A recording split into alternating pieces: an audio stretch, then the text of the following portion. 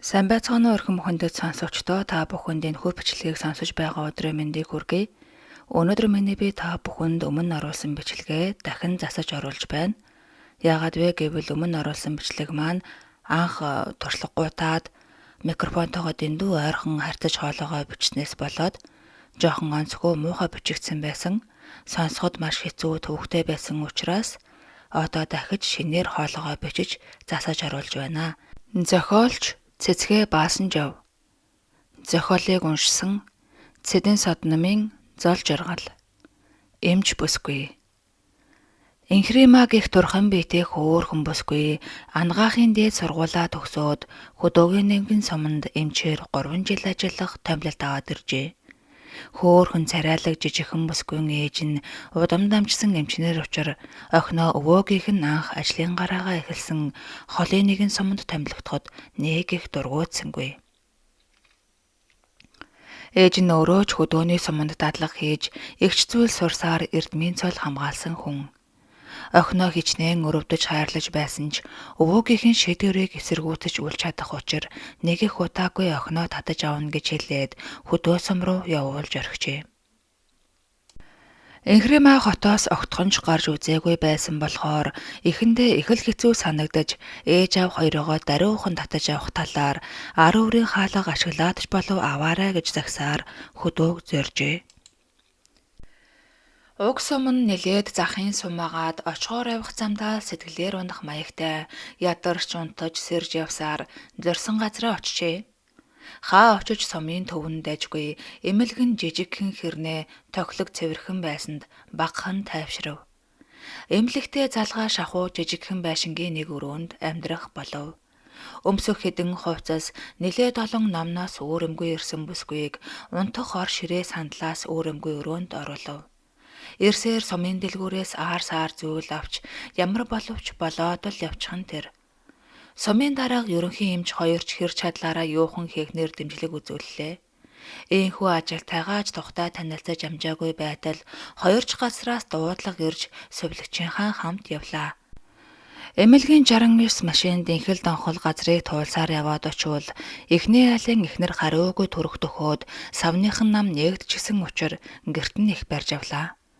Уг нь нэмлэг твтэх ёстойч хүмүүлгүйгээд очиж чадахгүй байсаар гэртээ нэралжээ. Гэрт нь 2 хүүхэд байх тул эмнэлэг рүү авч явсангүй. Аз болж элдв хүндрэлгүй төрөв. Дараагийн айлд очивол 80 гаруй насны эмгэн байлаа. Гэр орон нь нилээд бохир заваан хэдэн халтар хүүхэдтэй нэг эмэгтэй байхаагаад нөхөр нь малын эрэлд явсан гин. Гэр орон нь хүйтэн эмэгтэй гараараа хэдэн аргал савардан галын ам руу шидэх авч тэгтэл халах шинжгүй. Эмэгэнд ойртох аргагүй хэр хур шивтэр ханхлах аж хөөхий хөгшин хоолны хордлого авсан байв. Инхрима маска давхарлаж зүүгээд үдэж гарав. Сувилагч нь тоохжгүй ус халааж биеийг нь арчиж цэвэрлэн хувцсыг нь солиод машинд суулгав. Сувилагч эзэгтээд гэр орноо цэвэрлэж ихийнхээ хувцас хунрыг угааж цэвэрл хэмээн загнах зөвлөхийн завсар хэлээд тэд хөдөлцгөв.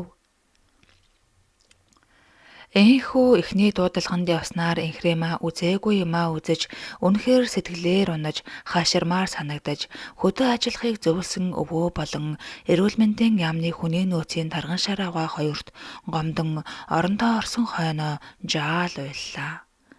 Гэвч тангар өргсөн эмч хүн хөдөөний эмчийн үзэх ёстойг үзэж давах ёстойг давхал хэрэгтэй болжээ. Гэвч хот газрын эрэг тань охин маань татаж авах талаар хөөцөлд гэж ихийгээ шалсаар л байлаа. Ийхүү овооч зүгсэрч уйлаантай малаантай хагас жилийг авжээ. Хөдөөний эмч гэдэг бүх нарийн мэрэгжлийн эмчийн үүргийг давхар гүйцэтгэн. Морь мотоциклаас унаж бэртэж гэмтсэн улс их ирнэ. Мөн хүнд хөнгөн төрөлд нилээд таарна. Болохыг нь нэмчилж болохгүйг нь аймгийн төв хот руу явуулна. Хөдөөний эмэгтэйчүүд жирэмсний сүүлийн сар дэмчийн хяналтанд дэрж хэвтэх ёстойч ирнэ гэж байхгүй. Зарим нь хүндэрсэн хойноо амин наан там цаа нэрж сандаргана. Ямар тач онлайн мэдлэг сайтай болохоор практиктай хавсраад овоо зөвшөрч олны амж муугүй. Энэ муу жаахан шар охин чинь сөрх эмч болох болтой дөх шүү. За тэгээ тогтохгүй дээ. Мөт хүнэл явчих нь үз гэлцэн. Эмч сувилагч нар эрх маягийн хүүхдэрээ амтан гэж хайрлаж харцна. Хөдөөгийнхэн сэтгэл сайхантай сайхан хүмүүс. Бараг жил шахан болж байтал сумын наадамд 2 дахь жилдээ төрүүлж арслан болсон нэг залуу мохроолгоо дотроо хагарч хүндрээд аймаг руу хөргөж өгчээ. Яг тэр үед 3 хоногийн семинар таарч аймагт 3 хоног болов. Инхрема нэгэнт аймгийн төв дээр байгаагийн хөргөж ирсэн өвчтнөө эргэж бээг нь асуухаар орлоо.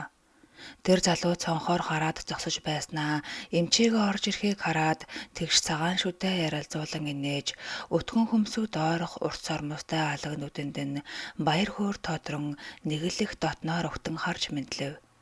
Инхрема түүний твх гэр цээж зангирсан булчинг өөрийн ирэхгүй ширтсэндээ ичиж улаан зөрхөн цээжэндээ цовхчих шиг болсонд би чинь ямар байна гэж өвлөмөдөг чичирхийлэн асуув.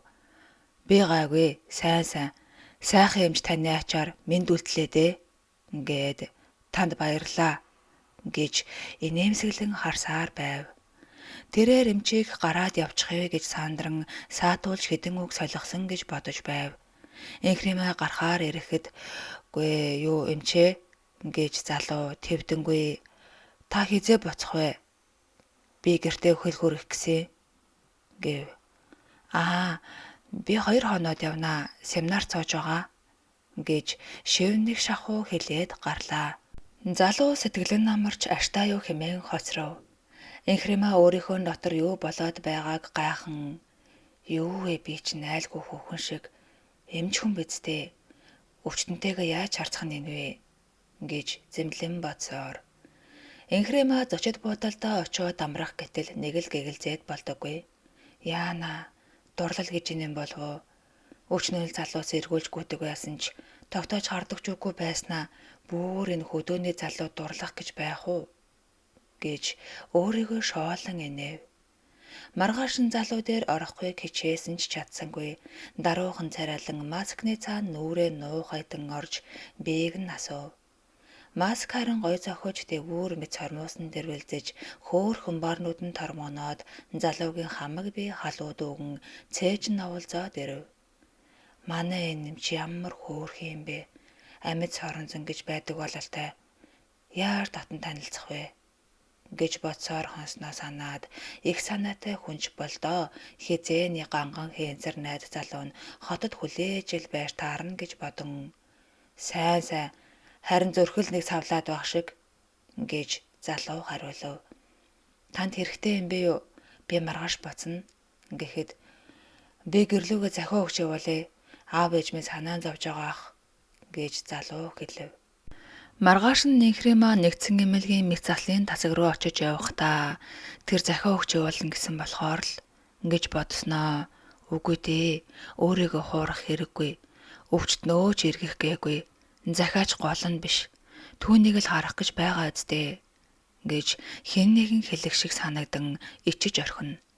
Инхрема түүний эмчтэй уулзаж биеийн байдлыг асуучгаад тасагт орж "Сайн уу? Би чи ямар байна?" гэж асуухтаа өөрийнхөө дууг гайхлаа.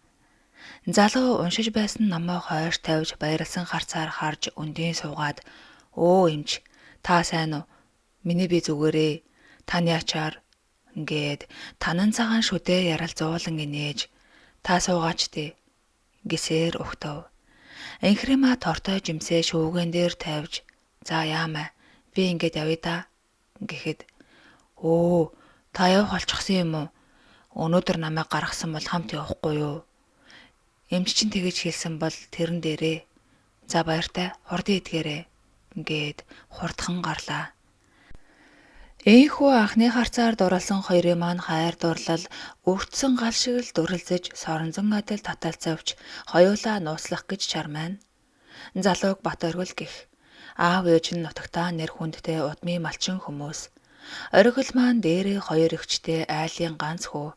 Би болдор сайтай сайханж залуу. Охтыг эргүүлэх биш, охид түүнийг эргүүлдэнэ.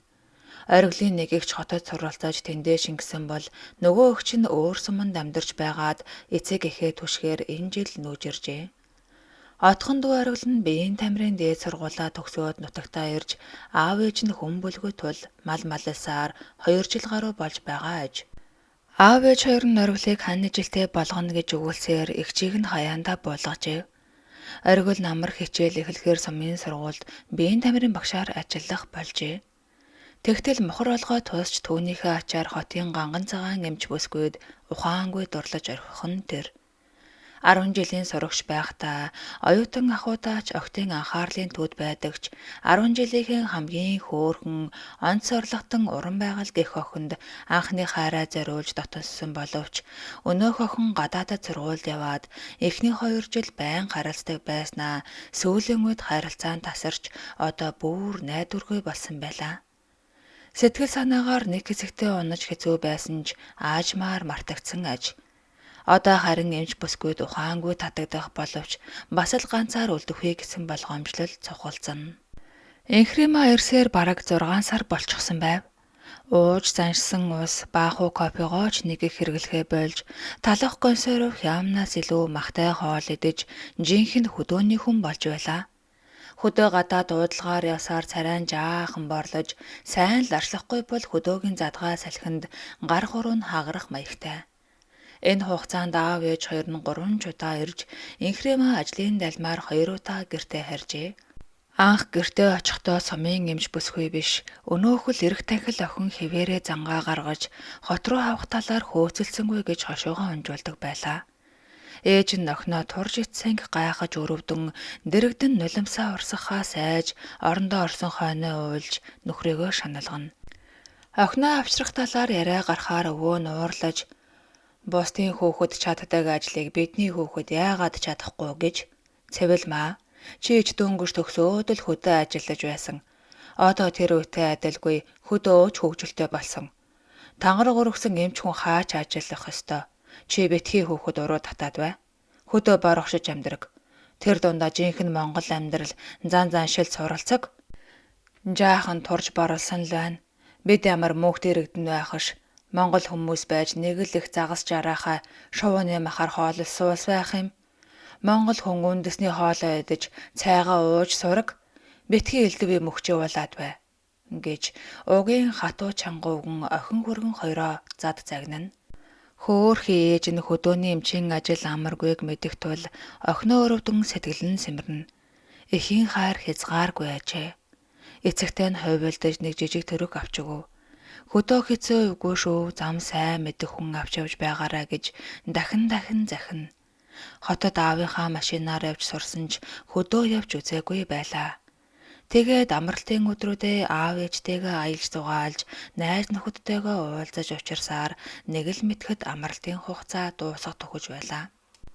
Цэвэлмаа охиноо эргэхдээ сумын удирдлагатай холбогдож, малчид иргэдэд үзлэг хийх зөвлөгөө өгөх тул тэдэж дуртай хүлээн авч, малчид иргэдээ 3 хоног үзлэгт хамруулна. Сумын удирдлагууд тун дуртай байхаагаад болж өгвөл охиныг нь сумандаа уях арга чарга бодцгооно. Энхримаа хаа очиж элдв маяггүй хөөхдөрөө даруухан ааштай сайтай, урайлгахын тул хүмүүс ам сайтай. Харваас ал турхан жижигхэн биетэй ямар ч аваргүй 10 жилийн охин шиг болохоор хөвшин залуугүй л хүүхэд шигэ бодон өөрийн ирэхгүй хайрлцгаана. Хөдөөнийхэн угаа сайхан сэтгэлтэй хаа холоос ирсэн нэл хамтан гэж өрөвдөнө. Энхримаа хэдий тэгж харагддагч ажилдаа нэхуур намбай өвчтнүүддээ маш нухацтай хандах аж. Гадаад дотоод эмчилгээний номнууд л шагааж сууна. Онол практикийг хослуулж мэддэгэ баттгана. Хүүхэд хөгшчүүлд онцгой анхаарч сургууль цэцэрлэг хүүхдүүдэд урьдчилан сэргийлэх хүслийг улиралд нэг хийж хүүхдийн вакцин хамрагдалтанд хяналт сайн тавьж шахаж шаардна. Мал төлөх үеэр гэртээ өргүүлж асардаг хүмүүс болон хөгшдийг асар хөрөө тасалгаа гаргаж тогтжуулахыг захиргаанаас шаардаж бэлдүүлсэн нь олонний талархлыг хүлээжээ. Хөдөө айлуудаар явсаар сүйтэй цай цагаан эдээ махан хоолнд дасч дурлах болжээ. Монгол ген нь байлгүй хайчхав. Дэндүү хөөхөн эмч бүсгүйд үзүүлж царайг нь харах гэсэн хөдөөний залуус элдв шалтак хилэн ирж үзүүлсээр байлаа. Харин ч нэг эмнэлгийн бараа хардаггүй алдуул маш иржүүдийг ирсэн дээр нь үзлэгт хамруулж зөвлөгөө өгнө, шинжилгээнд явуулна. Би анзаарахгүй ирчүүдээс 2-3 хүн нь бөөрийн ходоодны асуудалтайгаар аймгийн төвд эмчлүүлэхээр явуулжээ. Энхримаа хотод байхдаа ориглыг бодохгүй нэг ч өдөр байсангүй. Оргил аймгийн төвөөс ирээд хэд хоног боол хийлгэхдээ л инхрематай уулзаж царайг нь хараад авсан ч шархаа эдгээгээд хөдөө гэрлүүгөө явж гүүгээ барьж сүү салын ажилтанд туслах хичээл эхлэхээс өмнө хадлан бордоог нь бэлтгэх зэрэг 7 завгүй байсаар тэр хугацаанд инхрема хот руу амрах гээд явчихсан байлаа. Оргил завл гарвал инхремаг бодож шөнийн зүүдэндээ түүний хөөхөн царайг дүрслэн харсаар маш их санаж мөрөөдөж хайрын шаналн гэдэлсээр инхрема ирэхгүй болчихвол яана гэсэн төгшөөр бас салахгүй. Өдөр хоног хар усын сомшиг өнгөрч 9 сарын 1 болоход оргил сургуулаа солгосон ганц өрөө байрандаа оржээ. Инхрема энэ сарын 20-нд ирнэ гэсэн бас л хол байна даа гэж бодно. Сургуулийнх нь ахлах ангийн октод царайлаг сайхан багшаагаа сонирхож бие биенээсээ хармалх нь холгүй. Зарим нь бүр дурлаж нойргүй хонож байсан ч байж магадгүй. Ганц хоёр айлгүй охид багшаагаа өдөх нь холгүй. Элдв үг хаяхад оргил ёор анзаарсан шинжгүй бодол дарагдан байхууд тэд уурлан ийм сайхан залуу байж ямар ч мэдрэмжгүй, инээж ч мэдэхгүй донгой юмаа гэлцэх нь бий. Сүүлийн үеийн хүүхдүүд нүүрэмгий сансан бодосноо илгэлдэг болсон тул багш нараа хоорондоо өөлж муулах, гайхаж магтах чөлөөтэй болсон цаг аж. Тэдний сургуульд англи хэлний багш нутгийн охин өндөр цагаан бүсгүй ганган дэгжинч гэж жигтэйхэн. Мянгат малчин алдар туяа жаалын баг охин. Уянга багшийг хөвгүүд байтугай охид шагшин харцгаана. Нилээд сэхлүүн зан тайж хийн хүнтэй сайхан харцна. Уян оргилоос нилээд дүү боловч түүнд учиргүй дурлаж орхижээ. Оргилыг сургуулаа төгсөөд ирэхэд л анхаарад дурлсан байж. Уянга түүний төлөө сумандаа багшлахаар ирсэн аж. Аз болж нэг сургуульд ажиллах болсондоо урамтай байсан ч оргил түүнийг огтхонж анзаарахгүй тул урам нь хугарчээ. Гэвч аль болох яриа өдөж ойр дут байхыг хичээнэ. Тэгээд энэ нээрээ охтын ярдгаар дөнгө болчихсон юм болов уу?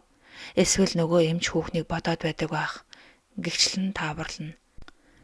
Харин оргил эмч бүсгүйг ирэх үгүйг нь мэдэхгүй ямар ч байсан 20 хүртэл хоног тоолон хүлээсээр л байлаа. Тэгээд өөрийгөө голж наад шиг хөдөөний хар амиг хэн тоохов дээ. Би чихтэйгүр санаатай хүү юм да. Түүнд өгсөн энэ хайр минь бас л эзэнгүй үлдэх вэ гэсэн айдас шургалан зовооно. Гэхдээ тэр бүсгүйтэй хитгэн таарч элдв шалтгаан гаргаж цөөн хитэн үг сольсноос өөр зүйлгүй байж юунд ингэж сэтгэл алдран хоног тоолон хүлээж суугаа хэрвээ гэж өөрийгөө шоолон бодно. Энэ хугацаанд инхрема бас л оргилыг бодож бушуухан буцахыг бодож байлаа. Би чинь түүнд дурлцсан бололтой. Найз нөхөдтэйгөө бужигнаж байхад ч завсраар нь түүний царай харагдах шиг. Энд тэнд явж байгаад адилхан хүн харагдвал цочих шиг. Одоо хичээл нь эхэлчихсэн байгаа байх. Манайхны яриад байсан мянгат малчны охинтой нэг сургууль багшилж байгаа гэж бодохоор түүнд алдчих юм шиг санагдан харамлаад ч байх шиг. Хэд хоногийн өмнө өвөөгийнх нь даралт ихсээд эмнэлэг твцсэн болохоор түүнийг харснаж байгаад гарангуут нь явхаар болов. Хотод үлдэх талаар уг цухуулахаа болоод умхомгүй хөдөөрөгөө явах болсонд нь өвөө нь талархан үлджээ. 19-тэй уралдан аавтайгаа жаал юм бэлдэж аваад явцгаав. Аав нь хөргөж өчгөөд ажилдаа очир замын унаагаар буцжээ. Оргил өглөө инхремагийн машиныг хараад учиргүй их баярлаж нүүр дөрөн инээсээр ажилдаа ирэхэд нь багш сурагчид бүгд л гайхан харцгааж байлаа. Инхрема ажил дээрээ очиход бүгд л баярлаж тэрвэрж үнсээд сайхан амарчээ, овоо мэралчгаж өнгө зүсч янзтай гэж магтацгаав. Инхрема гарын бэлгээ тарааж ажилтаагаа танилцаад өрөөнүүдээр орж өвчтнүүдтэй уулзав. Ажлаа тараад гэртээ хараад сайгаа чанаж байтал хэн нэгэн хаалга тогшов. Хаалга нээтэл оргил инээмсэглэн зогсож байв. Инхрема сандран жаахан хүлээж агаарай гэд хаалгаа хаачав. Тэгээд гэрийнхээ хувцсыг гял сольж өс өсөө толинд нэг харж аваад хаалгаа нээж ороор гэлээ. Оргил авуулсан зүрхээ дарж ядан сайн уу? Сайн явж ирсэн юм чи? Гэд гутал руугаа харахад нь инхрема сайн явж ирлээ. Санаа зовох хэрэггүй ороор гэд ширээ рүүгээ заалаа. Оргил өрөөг тойруулан хараад манайхаас жижиг юм байна гэж бодож суутал инхрема цай аяглан барьж тавгийн чихэр ойрдуулан өгөв. Би ч сайн биз дээ. Аа, би сайн. Одоо зүгээр болсоо. Та сайхан амарсан уу? Тийм ээ, сайхан амарсан. Та хичээлдээ орсон уу? Тэгсээ, хичээлдээ орсон. Ийхүү Игмаг хийсэн асуултуудын дараа хин хэнийхэн цовхчих зүрх намдас хийж бэбинээ харж инээмсэглэв. Тэдний нүдэнд хаацайлах аргагүй хүсэл хайр гэрэлтэж байлаа. Хоёулаа ичингүүр нь доош харснаа. Би чамайг гэж зэрэгснээ инээлдэцгээв. Эр хүн гэсэндээ оргил та эхлээд хэл гэхэд инхрэмаа үгүй дээ та эхлээд хэл гэв. Оргил за гэхдээ та гэхэ болчихгүй яах вэ? Харин тийм ээ чи эхлээд хэл гэж хэлээд хоёул дахиад л инээлдэв. Оргил уучлаарай амжээ номонд гардаг шиг гэд чимээгүй болчихов. Инхрима дуугүй л инээмсэглэн харвал гүй юу л да номонд гардаг шиг анхны харцаар юу яасан гэснээ дурлцсан. Тэгээд чамайг үгүй таныг маш их сансан. Инхрима түүнийг өхөөрдөн харж маш их догдолж байсан ч сэтгэлээ барьж тийм гэж үү гэхээс өөр үг хэлж чадсангүй. Оргил Тимэти чамайг таныг бодоогүй нэг ч өдөр байсангүй бас ирэхгүй байх гэж их айж байлаа гэд нэг их томаачаа авч хайсан мэт сэтгэл нь амарч юу л болвол болог хэмээн духныхаа хөлсийг шудраад доош харан суув. Инхрима маш их баярлаж хөөрж догдуулж ичиж улаан байсан ч би ч бас гэж дотроо бодоод хайр гэгчийн том залууг жижигхэн эмэгтэй миний өмнө ингэж уяраадаг байх нь хайр үнэхээр мундаг юм аа гэж бодон юу гэхээ мэдэхгүй хэсэг болсноо. Юугүй хариугч болохгүй гэж найзууд ярилцдаг гэж бодоод чимээгүй түүн рүү хайрын харцаар харж түүнийг өндиймөгц өөр тийш харлаа. Тэгснээ босч зууш бэлдэхээр цааш харан зогсохт нь оргил ямар ч байсан ууралсангүй.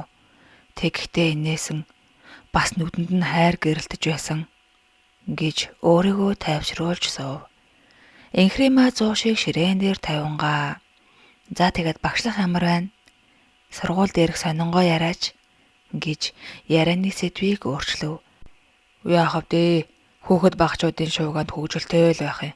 Бас том ангийн октод надад нэр хойч өгөөдөл гэхэд яана тийм үү багштай нэр хойч өгдөг одооны хүүхдүүд гэснээ инээж хин гэж гүлрөө гинүү донгооч гинүү гэхэд Инхрима психитл инээхэд оргил бас инээж харин тийм ээ гэд хоёул нулимсаа гартал инээлдэв.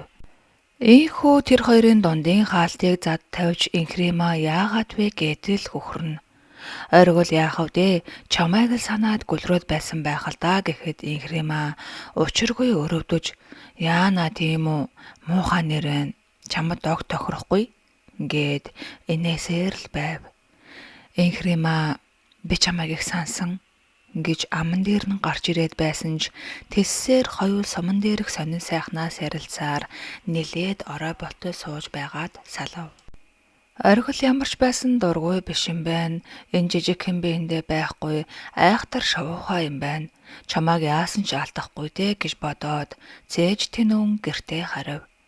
Оргил маш сайхан унтаж амраад өглөө хичээлдээ сэргэлэн цаваа болчихсон очиж баг сурагчтайгаа толгой дохин мэдлээд инээмсэглэн байхад нь бүгд л гайхан харцгааж байлаа. Инхрима маргааш нь ажил дээрээ очивол илүү тээлтэй хавантай их ирсэн байлаа. Түүнийг авч аймаг явв. Хичнээн удаа дуудулсан ч ирдэггүй иймэрхүү эхчүүдийг яалтай билээ. Арын ажил үр хүүхэдтэй хорогдох тэднийг буруутгахаараа гуйж аминаас чухал гэдгийг огт ойлгохгүй. Аптект захиалсан ариутгах бодисыг сургууль цэцэрлэгийн нойлуудыг ариутгах ажил хэвээрээ байгааг хэлгэв. Наралт нь огт буухгүй байгаа юмэ өдөржин сүйтэй цай зөөлгөд байгааг мэдэж хориглов. Ерөнхий эмч зөрөөд амархаар явсан тул 7 завгүй ажил ундарна. Хөдөөгийн дуудлага ашгүй бага байлаа. Ийм үед л урьдчилан сэргийлэх үзэлгээ сургууль цэцэрлэг дээр хийж авах нь чухал. Ийхүү ажил думсаар ороод ядарсан амтан унтаад л өгнө. Нөгөө их хайр дурлал завсар зайгаар нь шургална. Ориглын гаргасан уйлдэл хэлсэн үгийг бодохоор л өөрийн ирэхгүй өхөөрдөн хайр нь насгарна. Оргил тэмцээнд орох хүүхэд аваад англи хэлний багш олимпиадад орох хүүхдүүдтэй хамт аймаг явцгаасныг сонсоод ориглыгоо харамлах маягтай. Хайртай эмч нэрхээр нуулзаад хэлдэг ч юм уу гэж бодно. Хин хинд нь анхны хайр иржээ. Чухам яаж учраа олохоо үл мэднэ. Зав гаргаад дотны ганц найз зөвлөгч сэргэлэн цаваа навчаатайгаа ярьж зөвлөгөө авах гэвч завгүй л байгаад байв. Тэгсээр ажил аваа жигдэрсэн үед харин ч нэг ярьж гарав. Найз нь өмнө нь хайртай хүн байж үгүй юу судал хэр их хайрын паянтай ханхүү болохыг мэдээд үнэхээр анхны хайр мөн бол зөвшөөрснөн дээр маяглаж байж алдчих магадлалтай гэж хэлсэнд хоёр бүсгүй баахан инээлдэцгээв. Хайр сэтгэл дээр хөнгөн хандаж болохгүй гэж найз нь үргэлж хэлдэг. Бас олон жишээ татдаг сэтгэл зүйч найзынхын зөвлөгөө зөв санагдлаа. Ориглыг цөөхөн хоноод ирэхин хооронд бас хүлээгээд догтлоод л байв. Ирээд уулзах болов уу?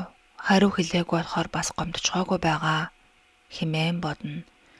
Ер нь энэ хайр дурлал чинь ёстой амаргүй юм а. Хүний тарих зүрхийг амраахгүй бололтой хэмээн гайхна. Завч хөлөөл гарвал шургаад л ороод ирэх юм гэж гайхна.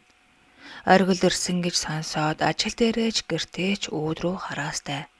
За өвдөж бариагүй бол ирэхгүй биз гэж бодно. Инхрима намайг уучлаарай. Би чамд хайртай. Чамайг бодохгүй нэг ч өдөр алга. Чи надад ямар нэгэн хариу өгөөч. Би урд өмнө хүнд дурлаж үзээгүй. Хайр дурлал гэдэг чи хэцүү юм байна. Би бүр өөрийгөө захирч чадахгүй хүрээд байна.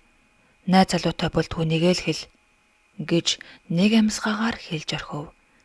Инхрима энд шов шолоохон өгөнд юу гэж хариулахаа мэдэхгүй гатаж орхив. Хоёул чимээгүй хэсэг сууцгаав.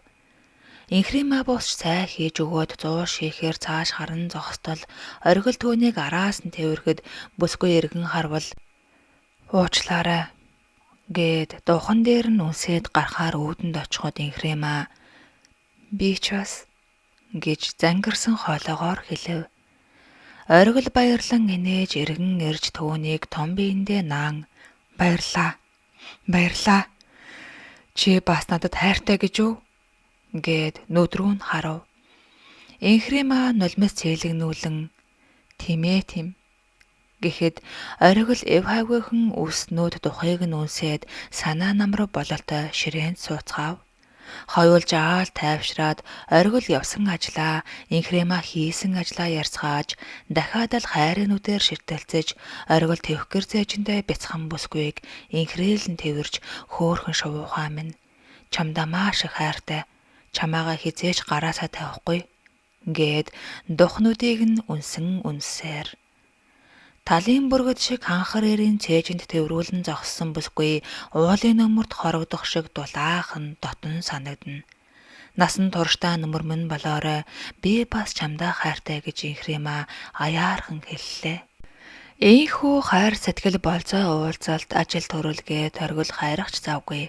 Хүмүүсийн арианаас хүүн эмч бүсгүйтэй учиртай болсныг сонсоод аав ээж нь эрх намрын дунд сарын 17-нд гэрлүүлэх юм бодон бэлтгэж боон баяр хөөр болж байв. Инхрима оргил хоёр маань тэрхүү уулзалтаас хойш улам дотонсож завл гарвал оргил маань эмчийнх рүү очсоор төвийнхэн хоёр сайхан хосуудын тухай андахгүй болж энэ яриа хэдийнэ аав ээжийнхэн чихэнд хүрчээ. Хаа очиж хин нь нэлдвийн асуудал байхгүй тул сайн муу яраа нэг их дэгдсэнгүй. Ганц нэг ховонд дуртай хүмүүс энэ том докторын охин хөдөө байж тэсэхгүй мөдгөн хот руугаа явчгаад муу оргил минь үлдэж хэцүүдэх үедээ гэж өрөвдөөд ч юм уу хэлэх үг нь олохгүй дээ ч юм уу мерсэр яриа гараад л чимээгүй болжээ. Харин сумын захиргааныхан их таатай хүлээн авч ориглыг за хүмүн нутагтаа авч үлдэхийг боддөг юм шүү. Дагаад явчихав да гэж сумын дарга нь шуудхан хэлжээ. Оригл инээгээд л өнгөрөөн 7 хоногт гэрлүгээ зүтгэдэг хүн хаяа нэг ирэх болсон аав ээж хоёр нь одоо л нэг хантай болох нь гэж баярлан хүлээн. Инхремагийн найз бүсгүй нь оргилын 10 жил байхдаа уран байгаль гэдэг охинтой уригдаг байсныг хэлжээ. Гэхдээ тэр охин өөрөө л оргил тайртай байсан гээд тэгээд хот руу дээд сургуульд ороод удалгүй оргилтай харцгаа болсон гинэ гэж сонссон. Түүнээс өөр түүх байхгүй юм блэ. Оргил ер нь альч талаараа сайхан залуу, аав ээж нь сайхан хүмүүс байдаг гэж найз нь хэлсэнд Инхрема баяртай байлаа. Ориглын аав нутаг орондоо нэр хүндтэй тогтой томоотой ажилсаг, ээж нь нэлээд сэргэлэн, уран, гав шав хийсэн шулуун шудраг, залуудаа сумын сургуульд бага ангийн багш, багын хичээлээр эрхлэгч хийж байсан эмэгтэй байжээ. Ноён нуруутай аавын хүү оргил бас л аав шигээ томоотой, элдэв зангүй, ховорхон залуусын нэг ажээ. Аав ээж нь нэмж бүсгүйгээ авчирч уулзуул гэж шахсаар оргил нэг удаа Инхремад хэлэхэд тэр үгүй гэсэнгүй. Зав гарахаар очие гэв. Нэгэн амралтын өдөр тэр хоёр оргилынх руу явлаа. Намрын сүүл сар тул том гэрээ тоглог өвөлжөөндөө буулгachсан сарвч хороон дээрээ өвс хадлангаа овоолчихсан аргагүй л ажилсаг сайхан толиотой хоёр хөгшин ухтав. Пүнхийсэн сайхан өвөлжөөндөө том гэртээ айраг эдэгээ сүгнөөд ирээдүйн бэрээ угтаж гарч ирээд баяр хөөр дүүрэн үнсээд гэртээ орууллаа. Инхрема цаанаа л нэг халуун дулаан сайхан айлд хадмуудтайгаа танилцаж тэр хоёр магнатинын сайхан охин байна гэж сэтгэл хангалуун үлджээ. Түүнээс хойш тэр хоёр завл гарвал гэртээ харж аав ээжтэй тусалцгааж нааш цааш явцгаах болов. Инхрема аль болох хөдөөний ажил хийж сурах гэж чармайх нь хоёр хөгшөнд их таалагдав. Инхрема энэ тухай өөрийн аав ээжтэй хэлэхэд тэр хоёрч тэр тусмаа өвөө нь бүрч их баярлаж байлаа. Инхремаг өвөө нь сайсааж байсан ч мэрэгжил мэдлэгээ ахиулж эрх хавар магистр хамгаалах хэрэгтэй гэж хэлжээ. Харин ориглын аав ээж эрх намар бэр гуйж хурим хийх талаар хэлэн бэлтгэж эхлэв. Оргил бас Инхремагийн аав ээжтэй танилцах болж хот руу хамт явцгаав. Тэднийхэнд царайлаг даруухан ханхар сайхан биетээж хүүхдэрээ зантай оргил бас их таалагдж аав ээжтэй нүзэр үзэж хоолнд орж өвөөтэй шатар тоглож үнэхээр гайхалтай сайхан 3 хоногийг өнгөрөөж ажлын ирэхээр яаран боцсгаалаа. Цаг хугацаа харавсан сум шиг өнгөрч хавар болоход Инхрема ичнээ шалгалтаа өгөхөөр хот руу явжээ. Энэ үеэр хичээл арай тарах болоогүй байсан тул оргил хойноос нь очиж чадалгүй утсаар л холбогддог байв. Гэтэл багын найз охин уран байгаль нэлээд хэдэн жил ирээгүй нутагтаа ах эгчиндээ нөхөртөөгөө айлчлан ирэв. Уран байгалийн нөхөр Тэнгис хэмээх туранхай шар залуу нь нэгэн яаманд хилцийн дарга хийдэг аж. Уран байгаль хөдөө аж ахуйн ургамал судлалын хүрээлэнд ажилдаг гин. Тэд суугаад дутагдах гачигдах зүйлгүй нэлээд хэдэн жил болж байгаач өөр хүүхэд төрсөнгүй. Тэнгисийн аав ээж хүүгийн тархитаж суудаг ааштай бэрдээ таагүй ханддагч нөхрөн түүнд хайртай. Уран байгаль аав ээжигээ хотод аваачснаас хойш нутагтаа нэгч ирээгүй ажээ. Уран байгаль том хар машина өөрөө бариад сумын төвөөр явж дэлгүүр хоршоогоор орж найз нөхөдтэйгөө уулзан дайлуулж сайлуулан явахдаа оргилтой уулзаж түүнийг харахыг хүсч байлаа. Тэгээд түүний сумын эмчээр ирсэн хотын бүсгүйтэй гэрлэх гэж байгааг сонсоод уламж уулзахыг хүсч ангийнхаа хэдэн нөхдөд хэлж оргилтой цуг уулзалт зохиохыг хүсжээ. Тэд ангийнхаа гэр бүл болсон төмөрч өдөр дулам сүрэн хоёртой тохиролцоод 5 зургуулаа уулзахаар болжээ.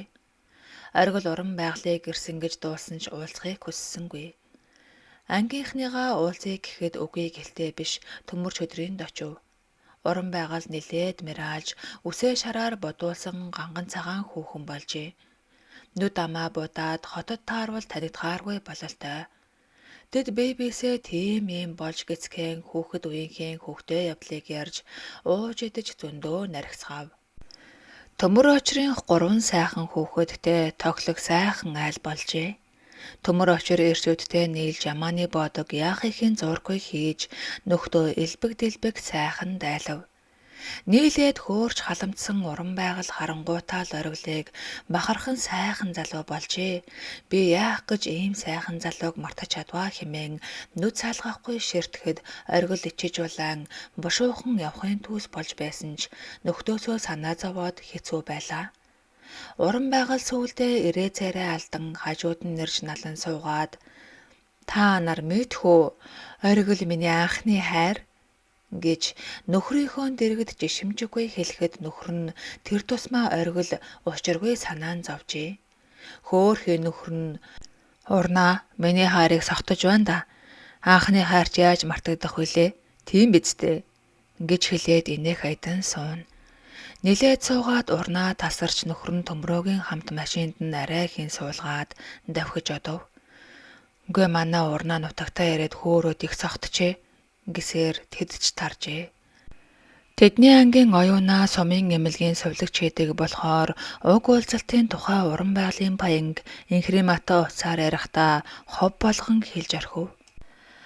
Оюунагийн анхны хайр оргил байтал урнаад алдсандаа тухайн үед ихэд харамсаж байснаа ийхүү тайлсан ажээ. Инхримаийн тухай сонсоод гүй ер нь анхны хайр гэж надад хэлээд байсан үгүй юм байх та. Гэхдээ тэр хөөхөн одоо ч оргилд хайртай юм болов. Яана оргил юу бодож байгаа болоо. Гэхдээ тэр нөхөртэй гэсэн баха. За оргилдоо итгэж байна. Тэр надад л хайртай. Сайхан залуу юм чинь хөөхнүүд дурлалгүй яах вэ? Гэж тайвширчээ. Маргааш нь цай ууж суухдаа ээжээсээ та аавыг хардж ийсэн үү? Гэхэд ээж нь инээмсэглэн өхөөрдөнгөө харж яасан бэ миний охин? Оргилыгоо санаа юу? Хайр сэтгэлтэй хүмүүст итгэл байвал хардах гэдэг зүйл байх ёсгүй. Би аавд ч итгэдэг байсан болохоор хардаж үзээгүй. Аав ч нэрдэн боловсролтой их сайхан залуу байсан. Охид бүсгүүчүүд нүд унгаадаг л байлаа. Би харин тэгэх тус мань бахархаж хайрладаг байсан. Тэр их итгэл маань бид хоёрыг өдийг хүртэл хамт сайхан амьдралд хүргэсэн байгаа үстэй гэж хэлв. Тийм байна. Миний мэдхийн та хоёр нэг их муудаж сайдаж байгаагүй шүү. Аарсаар зүрхэн байсан л ах. Тэмээ ээжээ гэж Инхрима ээжигээ хайрлан харлаа. Ээж нь охиноо инхрийлэн үнсээд ойргол харваа сайхан ч залуу, сайн хөөж санагдсан. Чамайг насан туршдаа хайрлаж чадах байхаа. Хоёр биендээ итгэж байгаа цагт асуудал гарахгүй дээ миний охин гэж хэлв. Инхрима оргилыг улам чих санаж байлаа. Нэг л мэдхэд хичээл тарж оргил аав ээждээ туслахаар гэртээ харжээ. Инхримаага санана гэж жигтэйхэн. Тэр маань арай ирэхгүй болчихгүй байгаа гэж санаан зовно. Дурлал гэдэг жаргал зовлон хоёрыг зэрэг эдлүүлдэг бололтой. Зүрх минь нэг хөөрөөдөл бас хайртайгаа алдчихъя гэж эмээгдэл байх юм гэж оргил бодно. Заримдаа нойроо алдан байж мөрөөднө бас зүүдлэн. Суманд эмч багш нарын орон сууц барихаар хотоос барилгачид ирж ажил ундарч байлаа.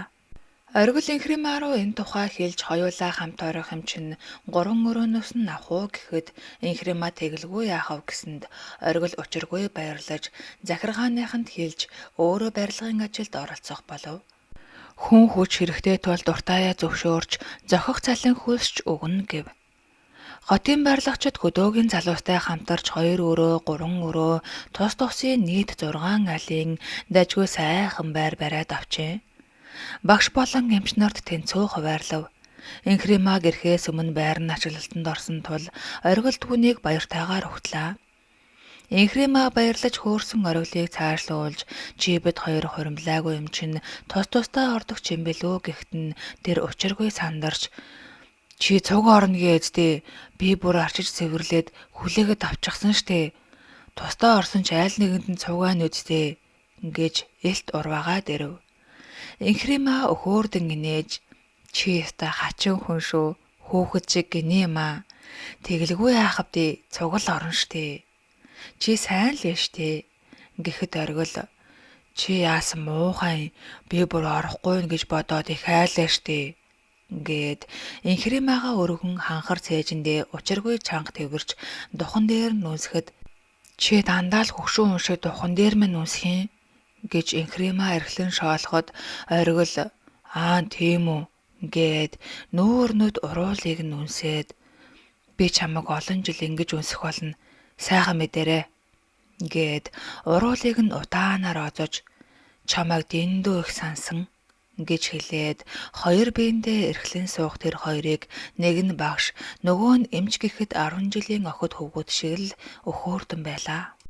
Байр сууцаа гайгүй сайхан тогтжуулж хаад багш эмч нараа сумын захиргааны ажилтнуудтай цомхон цайллага хийгээд авчээ. Оргилын аав ээж хоёр ирж үзээд бөөн баяр намрын дунд сарын 17-нд хоримлуулах талаар хэлж бэрээ гуйхаар Улаанбаатар хот руу явцгаав. Тэд Энхримагийн аав ээжтэй танилцаж хүүхдүүдийнхээ хурмын талаар тохиролцоод иржээ. Охиноо бүр хөдөөний хүн болохоор шийдсэнд тэд ч хүсэлтийг нь хорьсонгүй. Өвөө нь л их баярлаж ээж нь хөдөөний эмчийн байдлыг мэдэх тул охиноо өрөвдөж миний очиж байсан үгтэй адилгүй дээ гэж бодсоор үлдлээ. Энхрима ажилдаа орж эмэлгийнхэн ч баярлан угтаж байр сууцаа тогтжуулах ажил төрлөө цэгцлэх гэсээр тун завгүй явсаар ажил нь аваа зүгширч ирэв. Нэг өдөр совлогч оюунаа орж ирээд эмчээ танд нэг хэлэх юм байна гээд саймшран хэлв. Баахан тусгүй ховжив ярддаг түүнийг бас юу л гэх гэж байгаа бол гэж бодсон ч за оюуна хэл гэхэд үгүй эмчээ таантай тогтоо уулзах боломж гардаггүй. Таныг эзгүүд манай анги уран байгаль гэдэг эмэгтэй энэ дэрчгэд хоноод явсан юм л да. Тэгээд явахдаа оргил багшид өгөөрэй гэж нэг захиа өгсөн. Түүнийг танд өгөх гэсэн юм аа. Юу гэсэн үг вэ? Эзэнтэй л өгөх хэрэгтэй штэ. Хүний захиа унших хэрэг надад байхгүй. Гүй юу л та эмчээ оргил багш та хоёрын дунд асуудал гарчих вэ л гэж загтлыг уншаад оргил багш гээд чимээгүй болов. Оюуна чи бол сайн совлогч, сайхан эмэгтэй. Гэтэ чиний энэ зан надад бас бусдад чинь таалагддаггүй. Хүний амьдралд өөрт хамаагүй зүйл битгий оролцож бай. Манай оргил сайхан залуу. Түүнд хинч дурлаж олно. Яагад гэвэл тэдний л зүрх сэтгэлийн асуудал. Түүнийг буруутгах аргагүй. Би ч гэсэн тэдний л нэг. Оргилыг анх хараад л дурласан. Оргил өөр эмэгтэйтэй байсан бол би бас буруутан бош таарна. Иймд бусдын амьдрал руу өнгөх хэрэггүй. Дахиж чамаас ийм яриа сонсохгүй шүү гэж шулуухан хэлв. Оюуна за ойлголоо. Миний буруу. Намайг уучлаарай. Би таныг л бодоод гэж хэлээд ичиж улаасан амтан гараад явчихлаа. Оргил загтлыг даруй хүргэж өгчээ.